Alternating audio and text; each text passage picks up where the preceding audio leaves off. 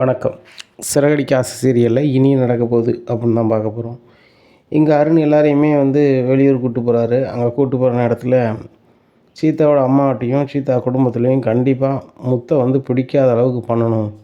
என்ன பண்ணலாம் அப்படின்னு சொல்லிட்டு பார்க்காங்க. அப்போ சீதா மாமியாரையும் கொஞ்சம் தள்ளி ஒரு ஒரு இடத்துல இருக்க வச்சுட்டு இவங்களெல்லாம் வாங்க உங்களை ராட்டு ஆடாது கூப்பிட்டு போகிறேன்னு சொல்லிட்டு கூப்பிட்டு போகிறாரு.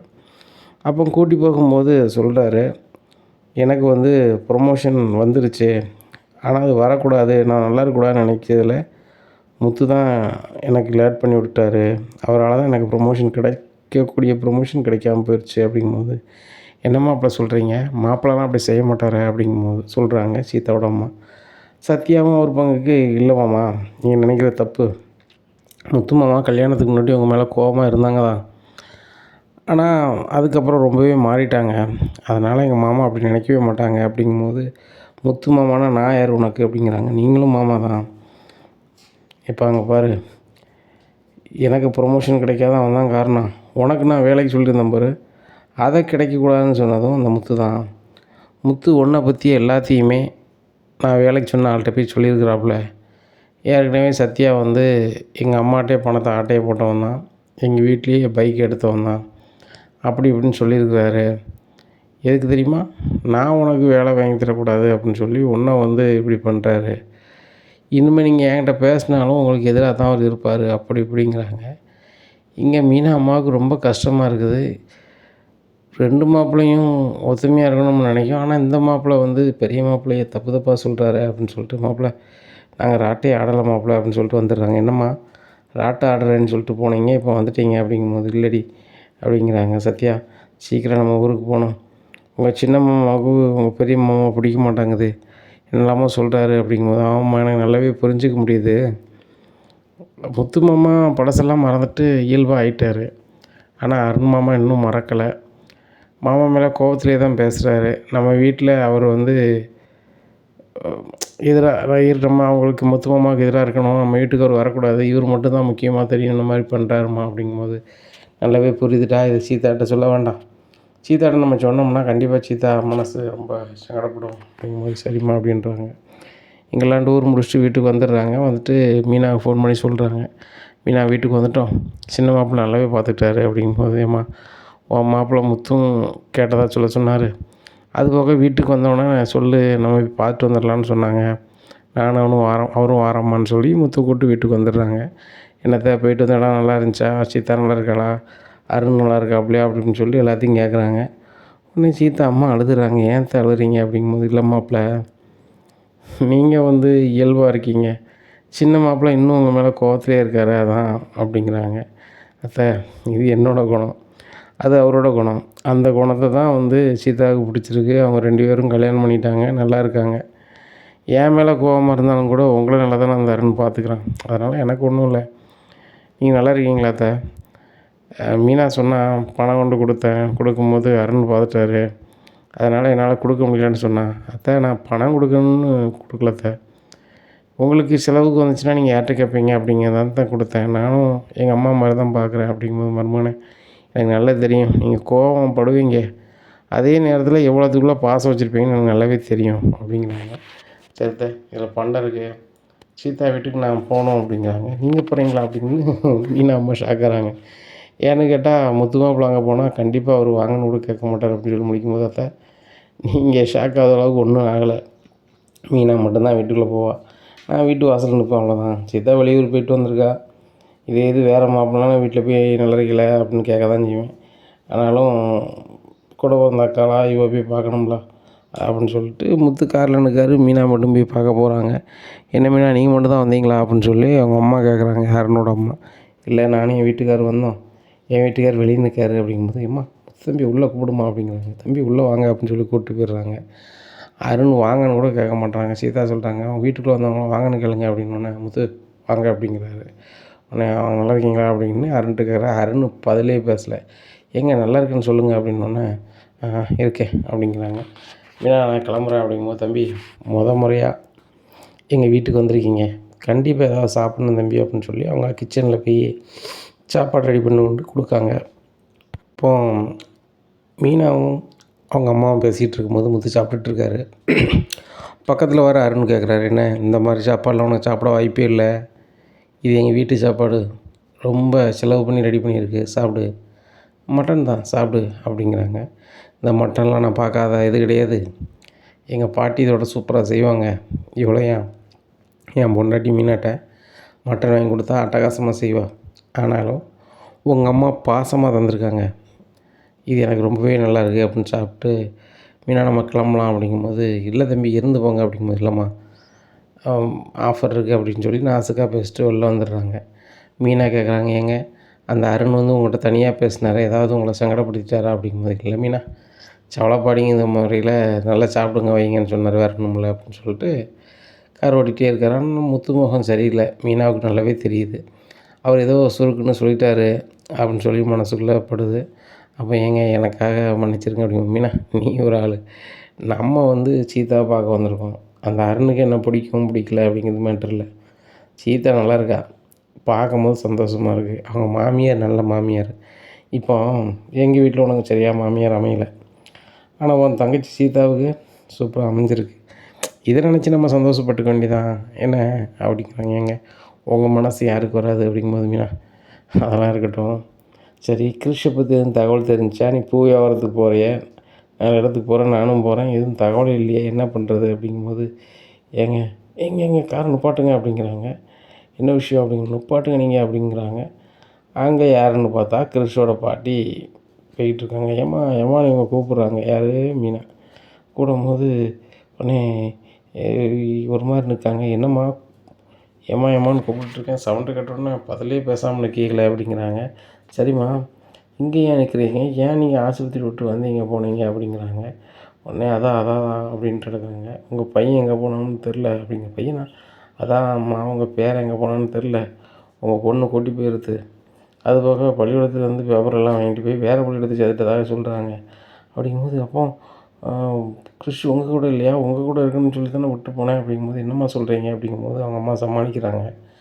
எனக்கு வயசாகி போட்டது, நீங்கள் கேட்கும்போது நான் என் மொவ சொன்னான்னு சொல்லிவிட்டு கிறிஷ் உங்கள்கிட்ட வழக்க நான் கொடுக்க மாட்டோம்ன்ட்டேன்.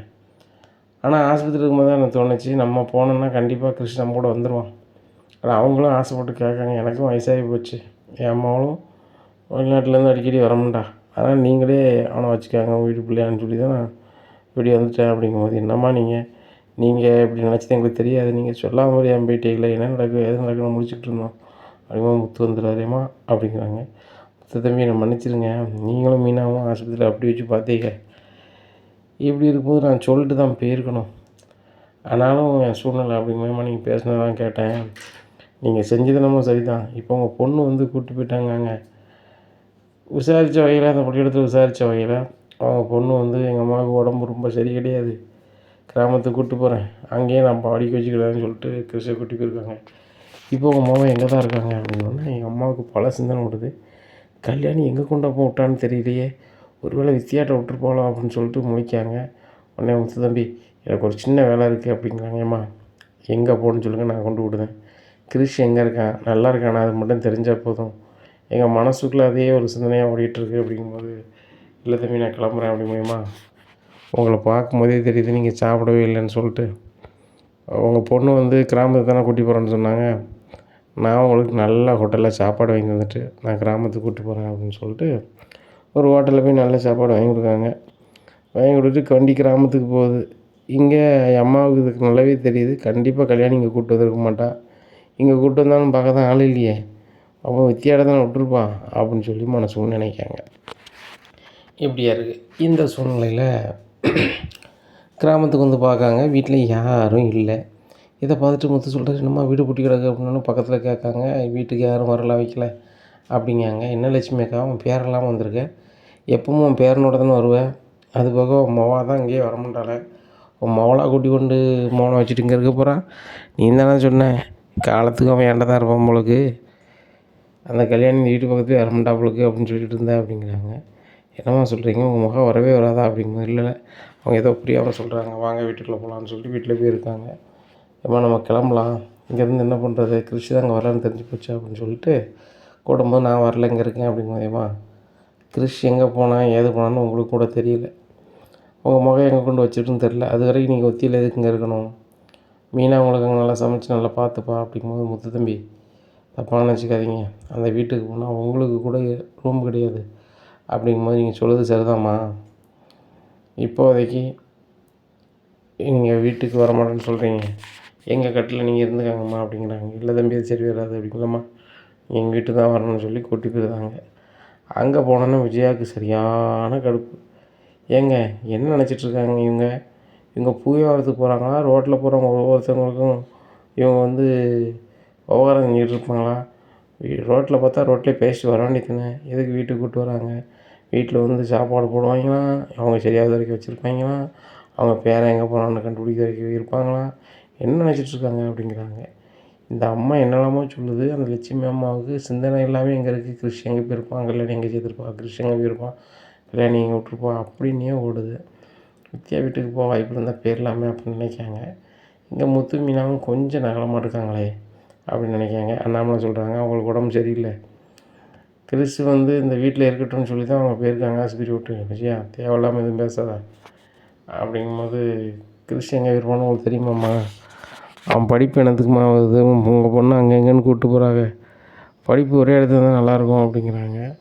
எனக்கு புரியுதியா, என் மாவன் எங்கே கூட்டி போனான்னு தெரில அப்படிங்கும்போது, சரிம்மா ஃபோன் நம்பர் இருந்தால் ஃபோனில் பேசுங்களேன், நம்பர் தெரியுமா அப்படிங்கும்போது, ரோஹினோட அம்மாவோட செல்லு பேக்கில் தான் இருக்குது, ஆனால் செல்லு தொலைஞ்சி போச்சியா, அந்த செல்லில் தான் அம்மாவோட நம்பர் இருந்துச்சு, இப்போ நம்பர் இல்லை அப்படின்னு சொல்லி சமாளிக்காங்க.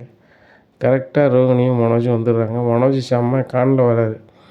ஏன்னா தங்கிட்ட வேலை பார்த்த ஆட்கள் ராணி ஆட்களை கூப்பிட்டு வந்து பணத்தை வாங்கிட்டு போயிட்டாங்க, 75,000 இன்னும் ஒரு 75,000 கொடுக்கணுங்காங்க அப்படின்னு சொல்லி கடுப்பில் வீட்டுக்குள்ளே வராங்க. டேய் மனோஜ் இங்கே பாடுறா அப்படிங்கிறாங்க. பார்த்துட்டு இவங்க வந்து கிறிஷோட பாட்டி தானே, மறுபடியும் வந்துட்டாங்களா, ரொம்ப சூப்பரு, வீட்லேயும் எனக்கு ஏகப்பட்ட உரி, வெளியும் எனக்கு உரி, நான் எங்கே தான் போகிறது அப்படிங்கிறாங்க. உடனே அண்ணாமலை கேட்குறாங்க, வீட்டில் உனக்கு என்ன உரி அப்படிங்கும்போது, இல்லைப்பா வீட்டில் எனக்கு பிடிச்சமான சாப்பாடை வச்சா அதிகமாக தான் நான் சாப்பிடுவேன், இப்போ கறி குழம்பு வச்சா, இப்போ இவங்க வந்துட்டாங்கன்னா அந்த பங்கு அவங்க எடுத்துப்பாங்க, எனக்கு கம்மியாக தானே கிடைக்கும் அப்படிங்கிறேன். நீ சாப்பாடு தான் அவனை பெருசா அப்படிங்கிறாங்க அண்ணாமலை. ஏப்பா அவனை போய் தெரியாதாப்பா, கடை வியாபாரம் பார்த்துட்ருக்கான், கடைக்கு வெளியே இலவசமாக சாப்பாடு கொடுக்காங்க, அதை போய் வரிசை நின்று வாங்கிட்டு இருக்கான் அப்படிங்கும்போது, டேய் வரிசை நின்று வாங்கினேன் என்னடா, அது பிரியாணி கொடுத்தாங்க, பிரியாணினா எனக்கு பிடிக்கும் அதான் போய் வாங்கினேன் அப்படிங்கும்போது, கேட்டால் பெரிய பிஸ்னஸ்மேனுங்க, அது இல்லாதவங்க சாப்பிட்றதுக்கு கொடுக்குறாங்கடா, ஏன் நீ காசை வச்சு இன்னொரு இடத்துல வாங்கி சாப்பிட முடியாதா அப்படிங்கிறாங்க. நானே வீணாக வம்பா பணம் போச்சுன்னு இருந்திருக்கேன் அப்படிங்கிறாங்க. என்னடா பணம் போச்சு? ஓ அந்த 3 லட்ச ரூபா தொலைஞ்சது பேசிகிட்டு இருக்கியோ அப்படிங்கிறாங்க.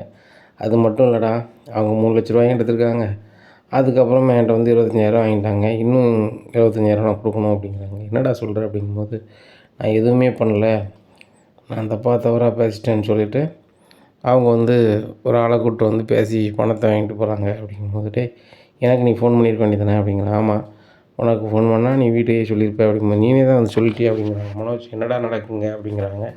தெரியலம்மா, என்கிட்ட தான் வேலை பார்த்தாங்க இந்த ராணியும் புருஷனும், இப்போ என்னென்னா அவங்க எனக்கு பணம் தரணும்னு சொல்லி பணத்தை வாங்கிட்டு போகிறாங்க, இல்லைனா வந்து அசிங்கப்படுத்துவேன் சங்கடப்படுத்துவேன்னு சொல்லிட்டாங்க, ரோகிணியும் கொடுக்க சொல்லிட்டாப்பா அப்படின்ட்டாங்க.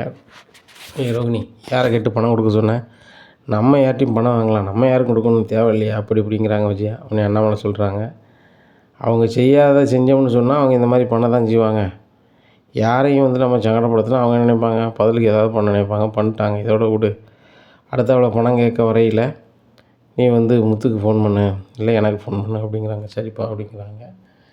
எங்கள் மனோஜ் ரூமில் போய் இருக்காங்க. ரோகிணிக்கு சரியான கடுப்பாக இருக்குங்க அம்மாவை பார்த்தோன்னே, இவங்க எதுக்குங்க மறுபடியும் வந்தாங்க அப்படின்னு சொல்லிட்டு. அவங்களுக்கு அம்மாவுக்கு உடம்பு சரியில்லையே, ஆஸ்பத்திரி விட்டு வெளியே போனாங்களே, இப்போ உடம்புக்கு என்னாச்சு ஏதாச்சும் அதெல்லாம் கேட்கறதுக்கோ மனநிலையும் இல்லை, மனசும் இல்லை. அவங்களோட சிந்தனை எல்லாமே, ரோகிணியோட சிந்தனை எல்லாமே தான் சுயநலம், எப்படியாவது மனசு விட்டு நல்லா வாழணும், அதுக்கு எந்த இடைஞ்சலும் இருக்கக்கூடாது, அது கிறிஷாக இருந்தாலும் தான் யாராக இருந்தாலும் தான் இடைஞ்சலுக்கு வரக்கூடாது அப்படின்னு நினைக்காங்க. இப்படியா இருக்குது இந்த சூழ்நிலையில் ரோகிணியோட அம்மா எல்லோரும் தூங்கணுன்னா கண்டிப்பாக ரோகிணிகிட்ட பேசணும்னு நினைக்காங்க. எல்லோரும் நல்லா தூங்கிதாங்க. தூங்கணுன்னா ரோகிணி ரொம்ப கதவை போய் லைட்டாக வந்து உரசுதாங்க. உரசணுன்னு யாரோ வந்து கதவு பக்கத்தில் நிற்கிற மாதிரி இருக்கான்னு சொல்லி கதவை திறந்துட்டு வராங்க. எம்மா அப்படிங்கிறாங்க. என்னையெல்லாம் அம்மான்னு கூப்பிடாதடி அப்படிங்கிறாங்க. ஏம்மா அப்படிங்கிறாங்க. என் பேரன் எங்கே இருக்கான்னு எனக்கு தெரியணும் அப்படிங்கிறாங்க. உடனே அவன் பேரன் எங்கே இருக்கான்னு நான் காலைல சொல்கிறேன், உன்னை அங்கேயே கூப்பிட்டு போகிறேன், நீ உன் பேரனுடைய ஒரு இடத்துல வீடு எடுத்து தரேன் அங்கே இரு அப்படிங்கும்போது ஓன்ட்ட நான் பேச தயாராக இல்லை. கிறிஷ் எங்கே இருக்கானோ அங்கேருந்து கூட்டி கொண்டு நான் வந்து இங்கே கொண்டு விட போகிறேன், இதான் நடக்க போகுது அப்படிங்கும்போது, ஏம்மா கிறிஷ் வந்து இங்கே தான் இருக்கணும் அப்படின்னு சொல்லி நீ சொன்னனா அது சரி வராது அப்படிங்கும்போது, ஏடி நீ வளர்க்க போகிறது கிடையாது, அவங்க பார்த்துக்க போகிறாங்க யாரை, கிறிஷை. அப்படி இருக்கும்போது உனக்கு என்னடி பிரச்சனை இதில், அவங்க நல்லா பார்த்துப்பாங்க, கிறிஷ் மேலே ரொம்ப பாசம் வச்சுருக்காங்க, அது போக கிறிஷும் அவங்க மேலே ரொம்ப பாசமாக இருக்கான், நீ இருக்க வீட்டில் தானடி அவன் இருக்கணுங்க அப்படிங்கும்போது, ஏம்மா நானும் எவ்வளோ தான் பொறுத்துக்கிட்டு இருக்க முடியும், கிறிஷுங்க நைட்டு வந்து என் ரூமில் வந்து ஏமான்னுட்டு இருக்கான், மனோஜ் வந்து அதை பார்த்துட்டார் அப்படின்னா என் வாழ்க்கை அவ்வளோதான் முடிஞ்சு போகும், அதனால் நான் மனோஜை வந்து நான் வாழணும், மனோஜ் கூட வாழணும்னா கிறிஷ் இந்த வீட்டில் இருந்தால் வராமல் இருந்தால் தான் சரி அப்படிங்கும்போது, இதை நான் ஏற்றுக்கிட்டே மாட்டேன்டி, நீ எவ்வளோ நாள் அந்த வீட்டை ஏமாற்றிட்டுருக்க எல்லாத்தையும், இந்த வீட்டில் இருக்கவங்களாம் ரொம்ப நல்லவங்க, உங்கள் அத்தை கூட கோவக்காரங்க தான், வாயில் தான் எதனாலும் சொல்கிறாங்க, கையில் எதையும் காட்டுறது கிடையாது, எல்லோரையும் ஏமாற்றிட்டுருக்க, இந்த ஏமாற்றம் சரி வராது, முதல்ல கிறிஷ் எங்கே இருக்கான்னு சொல்லு, நான் அவனை கூட்டி பண்ணி விடணும் அப்படிங்கும்போது, கூட எனக்கு தெரியாது அப்படிங்கிறாங்க, உனக்கு தெரியாட்ட என்ன வித்தியாட்ட தானே விட்ருப்பேன், நான் வித்தியாட்ட போய் கூப்பிட்டுக்கிறேன் அப்படிங்கும்போது, இந்த மாதிரி வித்தியாட்ட கொண்டு நான் சொன்னோம்னா கண்டிப்பாக உனக்கு அந்த செய்தி தெரியும்னு எனக்கு தெரியும், வித்தியாக்கிட்டே சொந்தமாக சொல்லவே இல்லை, வித்யா கூட புதுசாக ஒரு கல்யாணம் முடிக்கணும்னு சொல்லி ரொம்ப சீன் போட்டுக்கிட்டு இருக்கா அப்படிங்கும்போது, அவளுக்கும் பட்டுறதானே, அவளும் கல்யாணம் முடிச்சு நல்லா இருக்கணும்னு நினைப்பா, உன்ன மாதிரி அவள் போயெலாம் சொல்ல மாட்டான் அப்படிங்க, ஆமாம்மா அதெல்லாம் போய் சொல்லிட்டு அலையுதுன்னு சொல்லி கத்த ஆரம்பிச்சிடுறாங்க. கத்த ஆரம்பித்தோன்னே ரெண்டு அம்மா சொல்கிறாங்க, நீனே ஒன்றை வந்து காட்டி கொடுத்துக்க போகிற அப்படிங்கிறாங்க. நான் அப்படிங்கிறாங்க, இப்போ சவுண்டு விட்ற எல்லோரும் எந்திரிக்க போகிறாங்க, என்னென்னு கேட்க போகிறாங்க, நானும் உணர்ச்சிக்கோங்க சொல்ல போகிறேன் அப்படிங்கிறாங்க. ஏம்மா எதுவும் சொல்லிட்டு நீ கிளம்புமா அப்படின்னு சொல்லிட்டு ரூம் பார்த்து போயிடுறாங்க. இங்கே ரோகிணி அம்மாவுக்கு இவன் எங்கே இருக்குன்னே சொல்ல மாட்டாள, சொன்னால் கூட முத்து மீனா அங்கே கொண்டு விட்டுடலாமே அப்படின்னு நினச்சிட்ருக்காங்க. இப்படியா இருக்குது இந்த சூழ்நிலையில். காலைல விடியுது, விடிஞ்சோடனே ரோகிணி அம்மாவுக்கு கால் பண்ணுறாங்க, அந்த நம்பர் தான் ஆஃப் பண்ணி வச்சுருக்காங்களே அவங்க எடுக்கலை. இவங்க பார்லர் வேலைக்கு போன இடத்துல ரொம்ப கடுப்பில் இருக்காங்க. அப்போ பார்லர் வேலைக்கு கூப்பிட்டவங்க சொல்கிறாங்க, ஏங்க எனக்கு பார்லர் வேலை செய்கிறேன்னு சொல்லிட்டு வந்துட்டு இங்கே வந்து ரொம்ப ஒரு மாதிரி இருக்கீங்களே என்ன அப்படிங்கிறாங்க. இல்லைங்க எனக்கு கொஞ்சம் பர்சனலாக கொஞ்சம் வரிகள் வருது அப்படிங்கிறாங்க. அப்போ நீங்கள் கிளம்புங்க, நாங்கள் வேறு யாரையும் நான் ரெடி பண்ணிக்கிறோம் பார்லர் வேலைக்கு அப்படிங்கிறாங்களே. இல்லை நான் ரெடி பண்ணுறேன்னு சொல்லிட்டு சொன்ன மேக்கப்பை தாண்டி வேறு போட்டுருந்தாங்க. அவங்களுக்கு சரியான கடுப்பாக இருக்குது, உங்களுக்கெல்லாம் காசு தர முடியாதுங்க அப்படின்றாங்க. உடனே எங்கள் அம்மாவால் எனக்கு வேறு வகை கடுப்பாகுது, வேலை போயிடுச்சு அப்படின்னு சொல்லிட்டு வந்துடுறாங்க. வீட்டுக்கு வராங்க, அங்கே மீனா வந்து சாப்பாடு கொடுக்குறாங்க, சாப்பிட்டுட்ருக்காங்க. இங்கே ரோகிணிக்கு சரியான கடுப்பு. ஏன்னு கேட்டால் ரோகிணி காலையிலேருந்து சாப்பிடல, வேலையும் ஒழுங்காக நடக்கலை, இதுக்கு எல்லாத்துக்கும் காரணம் எங்கள் அம்மா தானே அப்படின்னு சொல்லி ரொம்ப கடுப்பாகுது. இப்போ மீனானா வியாபாரத்துக்கு போகிறேன்ட்டு சொல்லிட்டு போயிருந்தாங்க, அண்ணாமலையும் வாக்கிங் போயிருந்தாங்க, வீட்டில் யாருமே இல்லை, ரோகிணி அம்மாவும் தான் இருக்காங்க. அப்போ ரோகிணி அம்மாக்கிட்ட ரோகிணி சொல்லுதாங்க, உனக்கெலாம் மனசாட்சின்னு ஒன்று இருக்காம்மா, அப்படி இருந்தால் யாராவது இப்படி வாழ்க்கை வம்பா போகணுன்னு சொல்லி வீட்டில் வந்து இருப்பாங்களா அப்படிங்கும்போது, சூப்பர் நீ பேசலாம் ரொம்ப சூப்பராக இருக்குது, நான் வந்து உன் கல்யாணத்தில் தப்பு பண்ணிட்டேன், உனக்கு கல்யாணம் பண்ணி வச்சிட்டேன் அப்படின்னு சொல்லி நீ சொன்னாலும் கூட அது தப்பு தான் இல்லைங்களே, ஆனால் நீ கிறிஸ்துக்கு நீ பண்ணது என்னடி தப்பு இல்லையா, எல்லாரும் தான் அம்மா கூட இருக்கணும் வைக்கணும்னு நினைக்கிறது இயல்பு தானே, அப்படி இருக்க பையனை எங்கேயோ கொண்டு விட்டுட்டு ஹாஸ்டலில் தான் இருக்கான், நல்லா படிப்பான் வைப்பான்னு சொல்லிக்கிட்டு இருக்கேன், இக்கட்டான சூழ்நிலையில் நான் உன்னை வளர்த்தேன் உனக்கே தெரியும், உங்கள் அப்பா அப்படி உனக்கு இல்லாமல் சாப்பிட்டுக்கிட்டு தண்ணி சாப்பிட்டுக்கிட்டு அங்கே இங்கேயும் அலைவார், ஒத்த வருமானம் கிடையாது, நான் கிராமத்தில் கூலி வேலை செஞ்சு நீ காப்பாற்றினேன், நீ நல்லாவே உழைக்கிற, உன் மாப்பிள்ளை நல்லாவே சம்பாத்தியம் பண்ணுறாரு, அப்படி இருக்கும்போது உன் பையனை நீ எங்கேயோ கொண்டு விட்ருக்க, உனக்கெல்லாம் எப்படி இருக்குது அப்படிங்கும்போது, கிறிஷை மட்டும் என் பையனை சொன்னோன்னு வச்சுக்கோயம்மா, மறு நிமிஷம் இந்த வீட்டில் இருக்க முடியாது, நீ எப்போ கிளம்புற, இப்போ யாரும் இல்லை கிளம்பு, நான் உன்னை கொண்டு வித்தியா வீட்டில் விட்டுறேன், அதுக்கப்புறம் ஒரு 4 நாள் கழித்து நல்ல வீடாக பார்த்துட்றேன் அப்படிங்கிறாங்க. 4 நாள் கழித்து வீடு பாரு, அதுக்கு முன்னுக்கூட்டியே கிறிஷை கூப்பிட்டு வந்துடு, நான் முத்துட்டு மீனாட்டையும் கொடுக்கணும் அப்படிங்கிறாங்க. இதை கேட்ட ரோகிணிக்கு சரியான கற்று விளையாடுது, நீ என்ன நினச்சிட்ருக்க, கிறிஷ் ஏன் பையன், உன் சௌரியத்துக்கு நீ கொடுப்ப எப்படின்னு பேசிகிட்டு இருப்பியோ அப்படிங்கும்போது, நீ வேணால் சொல்லலாண்டி உன் பையன்னு, ஆனால் ஊர் உலகத்துக்கு சொல்ல மாட்டேன், கிறிஸுக்குமே முத்து மீனா கூட தான் பிடிக்கும், அதனால் அந்த வீட்டுக்கு தான் வரணும் அப்படிங்கும்போது, எம்மாங்க பாரு நீ முதல்ல கிளம்பு வித்தியா வீட்டுக்கு அப்படிங்க, நான் கிளம்ப மாட்டேன் அப்படிங்கிறாங்க. வித்யாவை ஃபோன் பண்ணி வர சொல்லுறாங்க. வித்யாவும் வந்துடுறாங்க. ஏம்மா நீங்கள் இங்கே இருந்தீங்கன்னா கண்டிப்பாக ஒரு நாள் ரோகிணி பற்றி தெரிய வரும். தெரிஞ்சுன்னா சங்கடமாக போயிடும் அப்படிங்கும்போது, என்ன வித்யா நீ இனிமேல் அவ கூட சேர்ந்துட்டு பேசுத, நாளைக்கு இந்த கல்யாணி பற்றிய விஷயம் வீட்டுக்குள்ளவங்களுக்கு அவங்களுக்காக தெரிஞ்சுன்னா வேறு மாதிரி இருக்கும். ரோகிணியே சொன்னான்னா அந்த பிரச்சனை இருக்காது பார்த்துக்கோ அப்படிங்கிறாங்க. இல்லைம்மா நீ என் வீட்டுக்கு கிளம்புங்க அப்படிங்கிறாங்க. நான் வரல அப்படின்றாங்க. இப்படியா இருக்குது. வித்யாவும் கிளம்பி போயிடுறாங்க. இங்கே ரோகிணிக்கு ரொம்ப கடுப்பாக இருக்குது.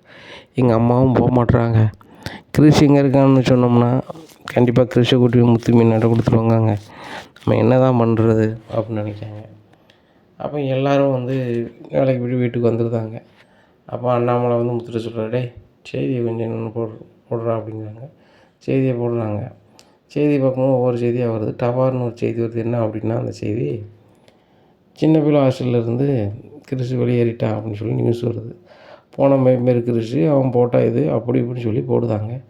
இதை பார்த்துட்டு டோட்டல் ஃபேமிலி ரொம்பவே ஷாக் ஆகிடுறாங்க. ஏன் குறிப்பாக ரோஹினோட அம்மா ரொம்ப ஷாக் ஆகிடுறாங்க. ரொம்ப கடுப்பில் என்னாச்சு கிறிஷ் எங்கே போயிட்டான் அப்படின்னு சொல்லி அழ ஆரம்பிக்காங்க. கிறிஷுங்கிறாங்க. உடனே மீனா சொல்கிறாங்க, விடுங்கம்மா கண்டிப்பாக கண்டுபிடிச்சிருவாங்க. என் வீட்டுக்காருக்கு எல்லா பக்கமும் டிரைவரை தெரியும். அவன் எப்படியாவது எங்கேயாவது போனான்னா யாரும் பார்த்தாங்கன்னா கண்டிப்பாக சொல்லுவாங்க. இவ்வளோ தூரத்தில் கொண்டு உங்கள் மாவை சேர்த்துருக்கு, அங்கே எப்படி சேர்த்துச்சு அது சேர்த்துன்னு தெரில அப்படிங்கிறாங்க. உடனே முத்துரம்மா அங்கே போகணும் அப்படின்னு சொல்கிறாங்க. உடனே கார் எடுத்து அங்கே போகிறாங்க. அங்கெல்லாம் தேடி பார்க்காங்க. ஒன்றும் நடக்கலை. கிறிஷ் எங்கே போனான் ஏது போனான்னு தெரியவே இல்லை. அப்போ முத்து மீனாவும் சம்மந்தப்பட்ட ஸ்டேஷனில் போய் சொல்லியிருந்தாங்க, இந்த பையனை காங்களே பார்த்தா சொல்லுங்கள் அப்படிங்கிறாங்க. சரிங்க உங்கள் ஃபோன் நம்பர் கொடுத்துட்டு போங்க சொல்லுங்கள் அப்படின்னு சொல்கிறாங்க. இவங்க ஃபோன் நம்பர் கொடுத்து இவங்களும் கிளம்பி வீட்டுக்கு வந்துடுறாங்க. வீட்டில் வந்து ரோகிணியோட அம்மா அழுதுகிட்டே இருக்காங்க. இங்கே ரோகிணிக்கு கொஞ்சம் கூட கிறிஷை காங்களே வைக்கல, எங்கே போயிருப்பான் அப்படின்னு சொல்லி அவங்க நினப்பில்ல. சரி ரைட்டு அப்படின்னு சொல்லி அவங்க எப்பவும் போல் இருக்காங்க. இதை பார்க்க அவங்க அம்மாவுக்கு சரியான கடுப்பாகுது. நீ சுயநலத்தில் தான் இருக்குது அப்படின்னு தெரியும், ஆனால் இவ்வளோத்துக்குள்ளே சுயநலமாக இருப்பேன்னு எனக்கு தெரியாது அப்படின்னு சொல்லி நினைக்காங்க. அப்போ முத்து தெரிஞ்ச டிரைவர்லாம் பேசுகிறாங்க. மீனா அவங்களுக்கு தெரிஞ்சவங்கலாம் பேசுகிறாங்க. அண்ணாமலையும் ஃபோனில் பேசுகிறாங்க. ரவியுமே பேசுகிறாரு. சுருதியும் பேசுகிறாங்க. ஆனால் ரோகிணி மட்டும் நம்ம வந்து கிறிஷ் தெரிஞ்ச மாதிரியே காட்டி கொடுக்கக்கூடாதுன்னு புல்டப்பாக இருக்காங்க. இதை பார்க்க அவங்க அம்மாவுக்கு மேலும் கடுப்பாகுது.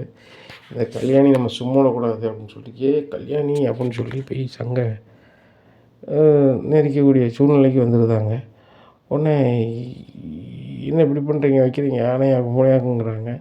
உடனே விஜயா முதல்ல வாங்க அவள் ஆயிருந்தாலும் ஏன் மருமகள் எப்படி கை வைப்பீங்க, டேய் முத்து இந்த அம்மைக்கு என்னடா ஆகிப்போச்சு அப்படிங்கிறாங்க.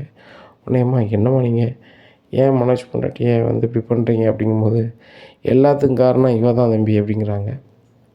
யார் இந்த ரோகிணி அப்படின்னு சொல்லி முத்து கேட்குறாரு. ஆமாம் தம்பி இவ தான் கிறிஷ் காணாமல் போது காரணம் அப்படி. அது கிறிஷ் காணாமல் போனதுக்கு ரோகிணி காரணமா அப்படிங்கிறாங்க. தம்பி இவ ஒன்றும் ரோகிணி கிடையாது அப்படிங்கும்போது, ரோகிணிக்கு ஒன்றும் வரல. ஆகா நம்ம அம்மா நம்மளை பற்றி எல்லாத்தையும் சொல்லிவிடும் பொழுது அப்படின்னு சொல்லிட்டு, என்ன பேசுகிறீங்க நீங்கள் என்ன பேசுகிறீங்க, நான் நல்லா வாழ்றது உங்களுக்கு பிடிக்கலையா வைக்கலையா அப்படிங்கிறேன். ஆமாம் நீ நல்லா வாழ்ந்தேன்னா வாழாட்டேண்ணே, என் பேரனை காணலை, என் பேரை எங்கே போனான்னு தெரில, நீ தான் அதுக்கு காரணம் அப்படிங்கிறாங்க. விஜய் அதை பார்த்துட்டே இருந்துட்டு, என்ன நினச்சிட்ருக்கீங்க உங்கள் பேரை எங்கேயும் போனால் இவ்வளோ காரணம் அப்படிங்கும்போது மனோஜ் சொல்கிறாரு, ரோகிணி யாருன்னு தெரியுமில்ல, என் பஞ்சாதிக்கு அதுக்கு என்ன சம்மந்தம், முத்து மீனா தான் உங்கள் பேரனை தூக்கிட்டு அலைஞ்சாவோ திடீர்னு காங்கலங்காவோ, எங்களுக்கு இது தேவை கிடையாது அப்படிங்கிறாங்க. தம்பி நான் சொல்ல போகிறத கேட்டால் நீங்கள் கண்டிப்பாக வந்து ரொம்ப ஒரு மாதிரி ஆயிடுவீங்க, ஏன் உங்கள் பஞ்சாதி ரோகிணி கூட நீங்கள் வாழக்கூட மாட்டீங்க அப்படிங்கிறாங்க.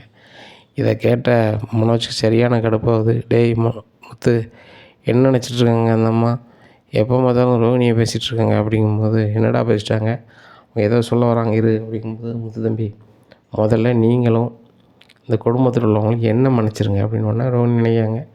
இதுதான் நம்மளுக்கு எண்டு போல், இனிமே அவ்வளோதான், நம்ம அதுக்கு முன்னாடி நம்ம சொல்லிடுவோம் அப்படிங்கும்போது, முத்துங்க பாருங்கள் இந்த அம்மாவை யாருன்னே தெரியாது, கிறிஷ் இந்த வீட்டுக்கு நீங்கள் கூப்பிட்டு வரும்போது தான் எனக்கு தெரியும், நீங்கள் இந்த வீட்டில் நாங்கள் இருக்கக்கூடாது, எனக்கு மறுவாதி இருக்கக்கூடாது அப்படின்னு சொல்லிட்டு நீங்கள் என்னெல்லாமோ பண்ணுறீங்க, அதில் ஒரு நாடகமாக தான் நான் பார்க்குறேன் அப்படின்னு நினச்சி வாயை மூடிடு அப்படின்னு சொல்லி ரோகிணியோட அம்மா லட்சுமி பலார்னு வச்சு விஜயா முன்னாடியே ரோகிணி வாங்குறாங்க. உடனே விஜயா சொல்கிறாங்க, என் மருமகளை நான் என்னெல்லாமோ பேசுவேன், சம்மந்தம்லாம் நீங்கள் எப்படி கை வைக்கலாம் அப்படிங்கும்போது, உங்கள் மருமகளா அதுக்கு முன்னாடி வேறு தெரியுமா அப்படின்னோடனே எல்லோரும் பார்க்குறாங்க. அப்போ அண்ணாமலை கேட்குறாங்க, என்னம்மா புரியாத புதிர் மாதிரியே பேசிகிட்ருக்கீங்க அப்படிங்கும்போது, எப்பா இவ வந்து வேறு யாரும் கிடையாதுங்க, என்னுடைய மகா தான், இவ தான் கல்யாணி அப்படிங்கிறாங்க.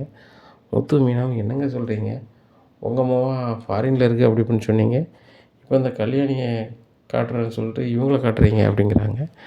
இவ தான்ப்பா கல்யாணி, இவ வந்து ஏதாவது பேப்பர் வச்சுருக்காங்கன்னு கேளுங்க, அந்த பேப்பரில் பூரா பாருங்கள் கல்யாணி தான் இருக்கும் அப்படிங்கிறாங்க.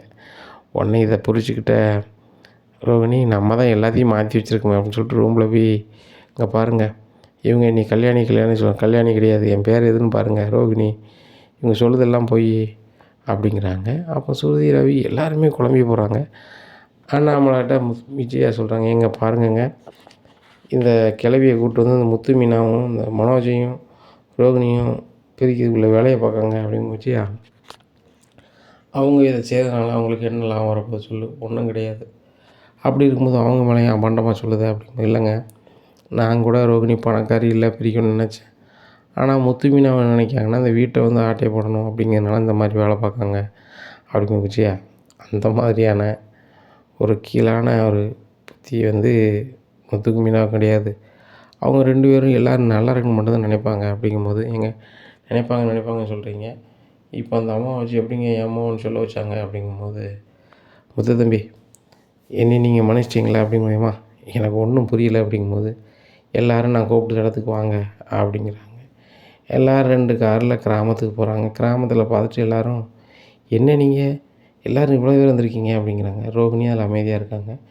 என்ன லட்சுமிக்கா உன் மோ அமைதியாக இருக்கா அப்படிங்கும்போது, இது என் மோதான்னு உனக்கு தெரியுதா அப்படிங்கும்போது, ஏன் தெரியாது, இது உங்கள் மோ தானே, சின்ன பிள்ளைலேருந்து தான் பார்த்துட்ருக்கேனே, ஓடையில் ஒரு 5 வருஷமாக வரமாட்டா போகமாட்டா, மற்றபடி தெரியுமே அப்படிங்கிறாங்க. இதை பார்த்துட்டு எல்லோரும் வீட்டுக்குள்ளே வாங்க அப்படின்னு சொல்லி கூப்பிட்டு போகிறாங்க. விஜயாவுக்கு சரியான கோபம்.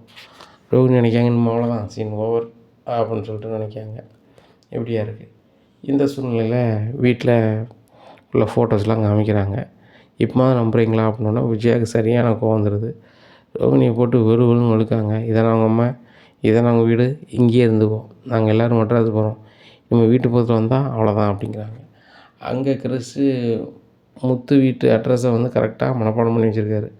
அவர் ஒரு ஆட்டோக்கார்ட்ட சொல்லிட்டு நான் இந்த வீட்டில் வந்து பணம் வாங்கி தரேன்னு சொல்லிட்டு அந்த ஆட்டோவை கூப்பிட்டு வந்துருந்தார். இங்கே வந்தோன்னே வீட்டில் யாரும் இல்லை, கேட்டு பூட்டியிருக்கு. அப்போ பக்கத்துலலாம் கேட்காங்க. கேட்கும்போது தான் டிரைவர்கிட்ட பக்கத்து வீட்டுக்காரங்க சொல்லுவாங்க, தம்பி உங்களை மாதிரி அவரும் டிரைவர் தான், ஆனால் அவர் கார் ஓட்டுறாரு, அவர் பேர் முத்து அப்படிங்கிறாங்க. இந்த ஸ்டாண்டில் யார்கிட்ட கேட்டாலும் சொல்லிடுவாங்க அப்படிங்கிறாங்க. ஸ்டாண்டு கூப்பிட்டு போகிறாங்க. அப்போ கிறிஷை பார்த்தோன்னா சொல்லுவான், டேய் நீ எங்கடா போனால், உன்னை தேடி தானடா முத்து மீனாவும் அலைஞ்சாங்க, இது யார் அப்படிங்கும்போது, இப்படி இந்த தம்பி தான் எனக்கு சொல்கிற அட்ரஸுக்கு போங்க, அங்கே வந்து பணம் வாங்கி தரேண்ணா அப்படிங்கிறாங்க. இந்தாங்கண்ணே எப்படிங்க அப்படின்னு சொல்லிட்டு அங்கேருந்து செல்வம் முத்துக்கு கால் பண்ணார். டேய் முத்து எங்கடா இருக்க அப்படிங்கும்போது, கிராமத்தில் இருக்கேன், ரோஹிணி தான் வந்து கிறிஷோட அம்மையார் பண்ண நினச்சி கூட பார்க்கல அப்படிங்க. என்னடா சொல்கிற, அந்த கிறிஷ் என்கிட்ட தான் இருக்கான், கிறிஷ் அங்கே இருக்கானா அப்படின்னு சொன்னோன்னே அண்ணாமலை எல்லாத்தையும் சொல்லுதாங்க, கிறிஷ் வந்து செல்வத்திட்ட இருக்கானா ஸ்டாண்டில் அப்படின்னோடனே எல்லோரும் ஒரு மாதிரி வராங்க. உடனே முத்து நீங்கள் உண்மையத்தான் சொல்கிறீங்களா, கிறிஷ் அங்கே தான் இருக்கானா அப்படின்னு சொல்லி ரோஹிணி கேட்குறாங்க. இதை கேட்ட விஜயா, உன் அம்மாவும் அங்கே இருக்கான், நீனும் உங்கள் அம்மையை போய் கூப்பிட்டுக்காங்க, ஏங்க நம்ம கிளம்பலாம் அப்படிங்கிறாங்க.